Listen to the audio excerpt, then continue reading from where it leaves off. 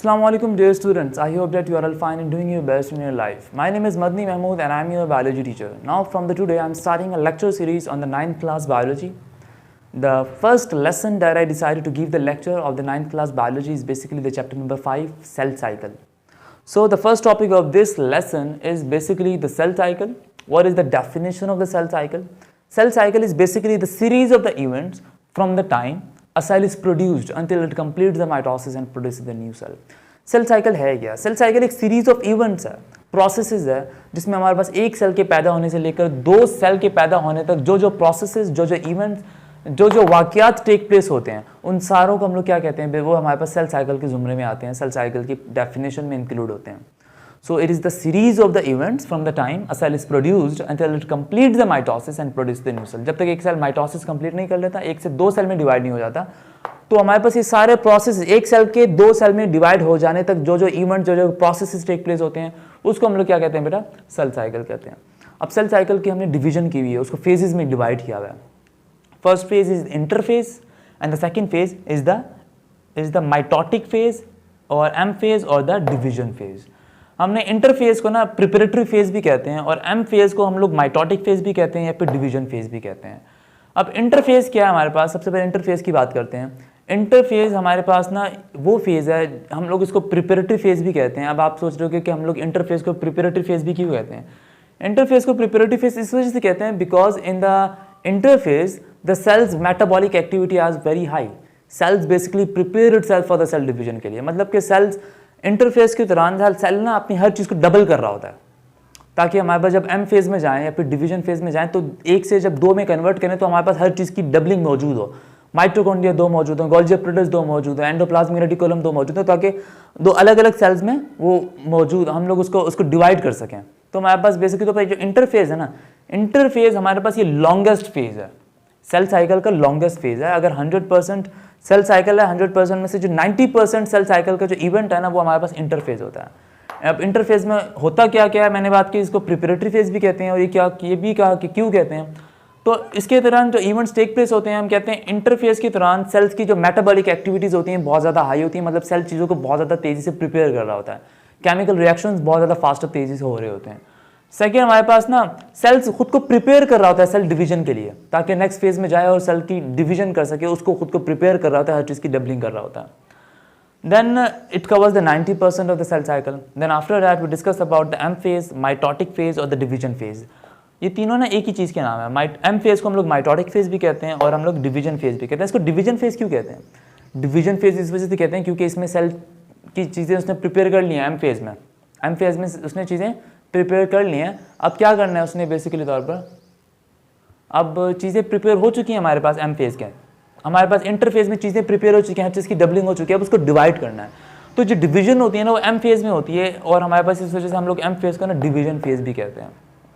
इसमें होता क्या है बेसिकली तौर पर, in this the cell undergoes the division, cell division लेकर आता है. और हमारे पास मैंने बात की थी जिस सेल साइकिल का जो 90% है वो इंटरफेस कवर करता है, जो 10% है वो हमारे पास माइटोटिक फेज या फिर एम फेज या डिवीजन फेज क्या करता है, कवर करता है. उसके बाद इंटरफेज के बारे में बात करते हैं कि इंटरफेज होता क्या है, इंटरफेज को हमने कौन कौन सी डिवीजन में क्लासीफाई किया गया है. तो सबसे पहले मैं बात करूंगा कि इंटरफेज की डिवीजन की. इंटरफेज को हमने 3 फेजेस में डिवाइड किया है बेसिकली तौर पर.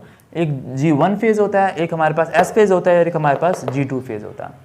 अब G1 फेज में क्या होता है, मैंने स्टार्ट में ही बताया था कि इंटरफेज में हो क्या है, प्रिपरेटरी फेज है. चीज़ों की प्रिपरेशन की जा रही होगी, चीज़ों को डबल किया जा रहा होगा, ताकि नेक्स्ट फेज में जाकर हम लोग क्या कर सकें, उसको इक्वली तौर पर डिवाइड कर सकें.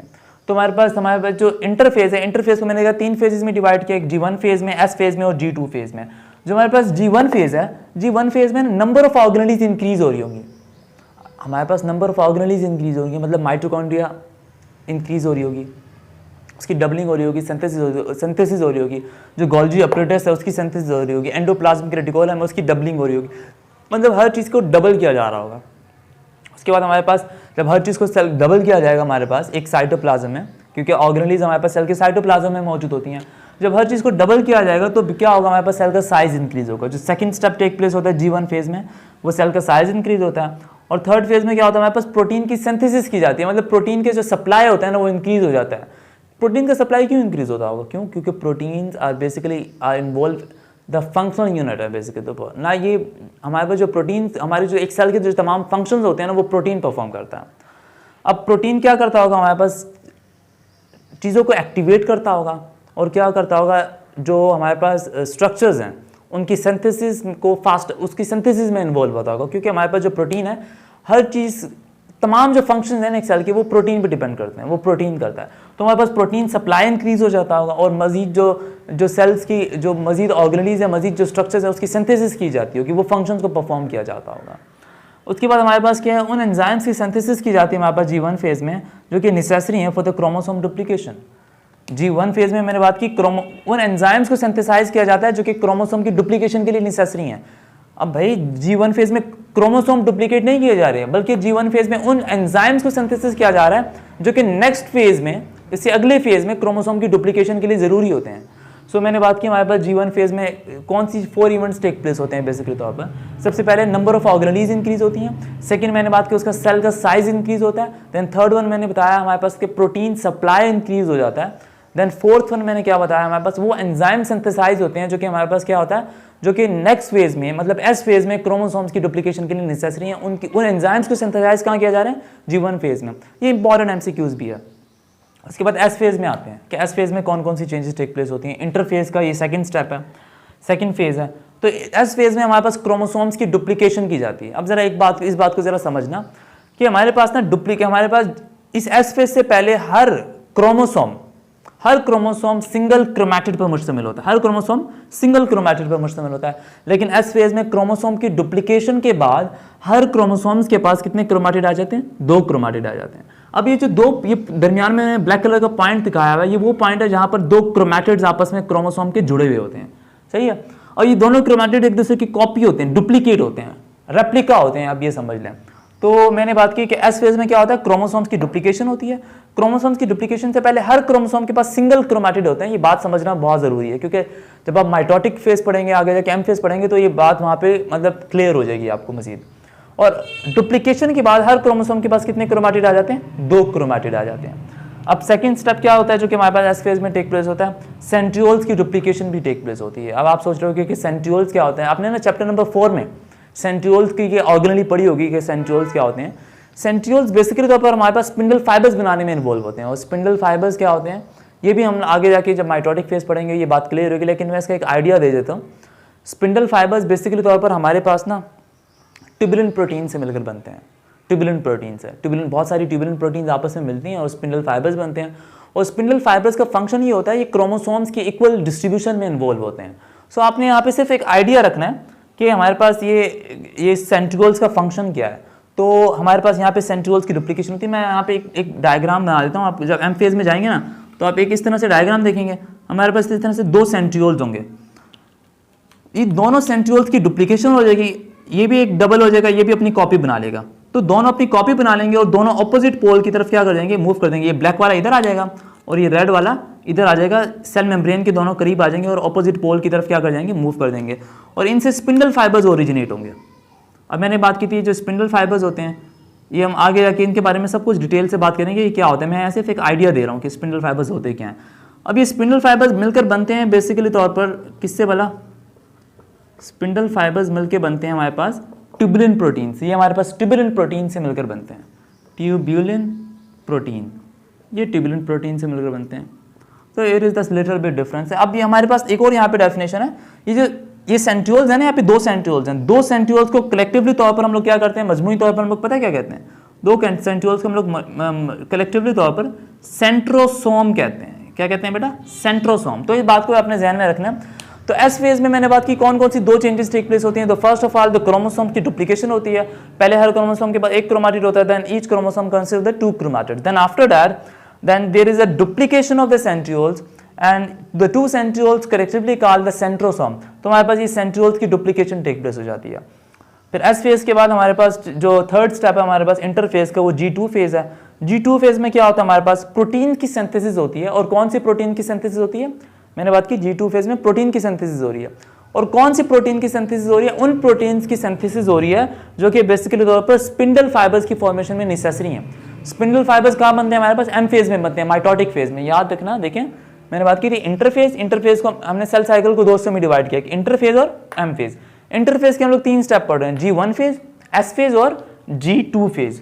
G2 फेज में हमारे पास ना वो प्रोटीन सिंथेसाइज होती हैं जो कि एम फेज में स्पिंडल फाइबर्स की फॉर्मेशन के लिए नेसेसरी हैं। ये वाली, ये जो स्पिंडल फाइबर्स मैंने बनाए ना, इन स्पिंडल फाइबर की फॉर्मेशन के लिए ना कुछ प्रोटीन्स नेसेसरी हैं। वो प्रोटीन्स हमारे पास कहाँ पे बनती हैं? G2 फेज में बनती हैं, क्योंकि G2 फेज के बाद एम फेज स्टार्ट हो जाना है।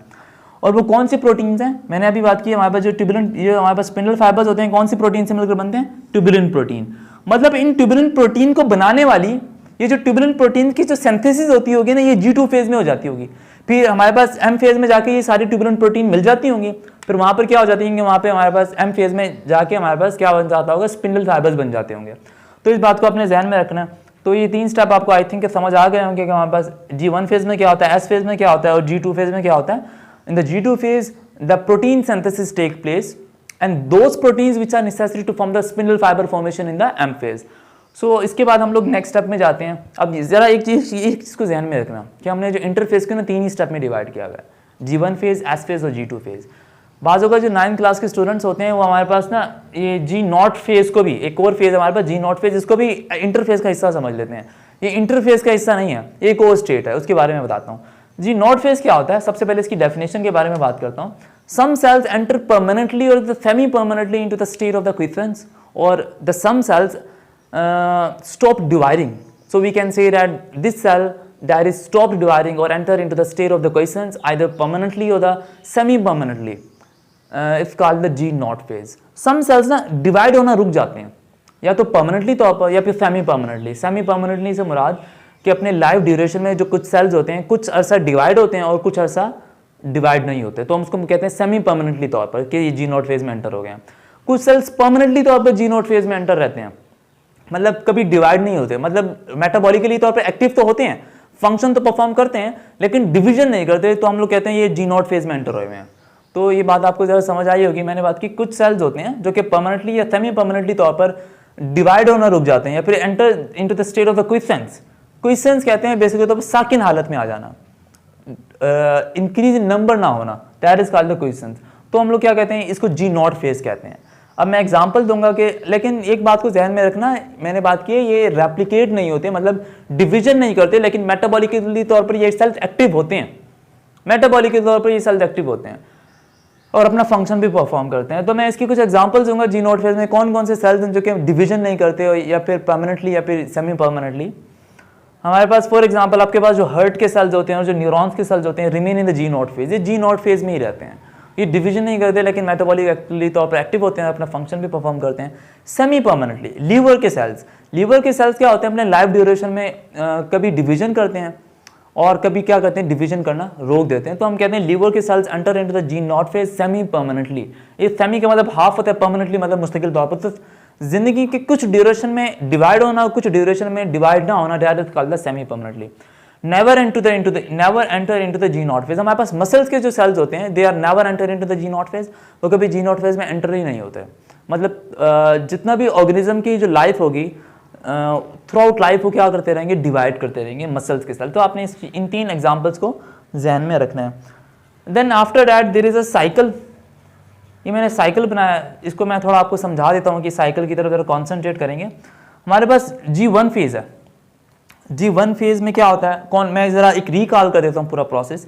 G1 फेज में क्या होता था हमारे पास? इंटरफेस के G1 फेज में नंबर ऑफ ऑर्गेनेलीज इंक्रीज होती हैं, प्रोटीन सप्लाई इंक्रीज होता है, हमारे पास सेल का साइज इंक्रीज होता है और हमारे पास उन एंजाइम्स की सिंथेसिस होती है जो कि हमारे पास नेक्स्ट फेज में क्रोमोसोम की डुप्लीकेशन के लिए नेसेसरी है। G1 फेज के बाद हमारे पास आता है S फेज। अगर सर हमारे पास अब एक और MCQs आ जाता है, जो हमारे पास सेल्स होते हैं ना G1 फेज से G0 फेज में एंटर होते हैं। ऐसा नहीं है कि हमारे पास G2 फेज से G0 फेज में एंटर होते हैं या फिर S फेज से G0 फेज में एंटर होते हैं। हमारे पास सेल G1 फेज से G0 फेज में एंटर होते हैं। It is an important MCQs। तो हमारे पास G1 फेज के बाद अगर सेल G0 फेज में एंटर हो जाता है तो डिवाइड होना रुक जाता है। अगर हमारे पास G1 फेज से S फेज में जाता है तो हमारे पास क्या होता है? क्रोमोसोम्स की डुप्लीकेशन भी होती है और सेंट्रियोल्स की भी डुप्लीकेशन हो जाती है। अब यहाँ पे देखिए हमारे पास सिंगल क्रोमैटिड था इस क्रोमोसोम के पास, तो यहाँ पे और सिंगल ही हमारे पास क्या थे? और 2 सेंट्रियोल्स मौजूद थे और 2 सेंट्रियोल्स को करेक्टर भी क्या कहते हैं? सेंट्रोसोम।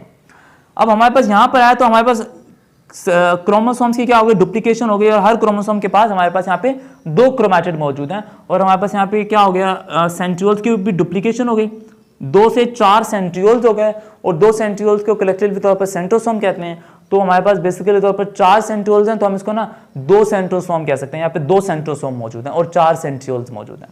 देन एस फेज के बाद हमारे पास G2 फेज आता है। G2 फेज में हमारे पास क्या होता है, सेल का साइज भी इंक्रीज होता है, ग्रोथ करता है सेल, और हमारे पास ना क्या होता है, ट्यूबुलेंट प्रोटीन की सिंथेसिस होती है, जो कि हमारे पास एम फेज में स्पिंडल फाइबर्स की फॉर्मेशन के लिए नेसेसरी है। उसके बाद एम फेज आ जाता है। G2 फेज के बाद एम फेज माइटोटिक फेज है, जिसमें हर सेल 2 में डिवाइड हो जाता है।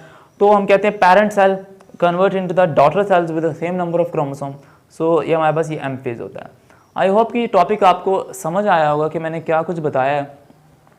अगर इस टॉपिक से रिलेटेड आपको कोई भी प्रॉब्लम हो, any question then you can ask me in the comment section. और कमेंट सेक्शन में मैंने अपना व्हाट्सएप का लिंक भी दिया हुआ है। अगर आपको कोई भी प्रॉब्लम है इस टॉपिक से रिलेटेड या फिर बायोलॉजी से रिलेटेड कोई भी प्रॉब्लम है, अगर आप चाहते हैं कि इस टॉपिक पे लेक्चर दिया जाए, तो आप मेरे कमेंट सेक्शन, आप मेरे व्हाट्सएप लिंक में आकर मुझे पर्सनली तौर पर बोल सकते हैं। और इसके अलावा मैंने चैप्टर नंबर 9 क्लास का एक रेगुलर वे में मतलब लेक्चर्स डालूंगा मैं। सबसे पहले मैंने चैप्टर नंबर 5 से स्टार्ट किया, cell cycle, because it is the most complicated. I think it is difficult for the 9 class students to understand. ये चैप्टर 9 क्लास के स्टूडेंट्स को समझने के लिए बहुत ज़्यादा डिफिकल्ट होता है। देन इस वजह से मैंने ये चैप्टर स्टार्ट किया। इंशाल्लाह आप होल सीरीज स्टार्ट करेंगे। Any problem you can ask me in the comment section. Thank you so much. अल्लाह हाफिज़।